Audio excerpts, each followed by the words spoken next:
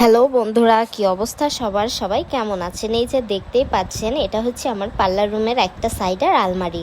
তো এটার এত বেশি খারাপ অবস্থা হয়ে গিয়েছিল, আর বর্ষার সময় পুরোই একদম ছাদ করে ধরে গিয়েছিল, যার কারণে আমি ভাবলাম যে এটাকে একটু নিজের মনের মতো করে রং করে নিই। কারণ এই কালারটা না আমার একদমই পছন্দ ছিল না, যার কারণে আমি ভাবলাম যে দেখা যাক এটাই রং করলে রং দাঁড়াবে কি না, আমার সেটাও ধারণা ছিল না।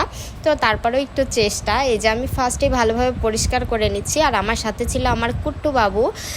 তো এই যে আমি রংটা এবার অ্যাপ্লাই করব, জানি না এই রংটা এতে দিলে কেমন হবে, তারপরেও দেখা যাক যে কেমন হয়। তো এই যে আমি রং গোলানোর কাজ চলতেছে, এবার আমি আস্তে আস্তে স্টেপ বাই স্টেপ করতে থাকি। একদম সম্পূর্ণ রেডি হওয়ার পরে দেখতেই পাচ্ছেন একদম ফুল এটা সাদা রং করার পরে আমার রুমের লুকটাই চেঞ্জ, আর একদম সম্পূর্ণ রেডি জিনিসপত্র সাজানোর পরে মাশাআল্লাহ এত বেশি সুন্দর লাগছিল, খুবই ভালো হয়েছিল।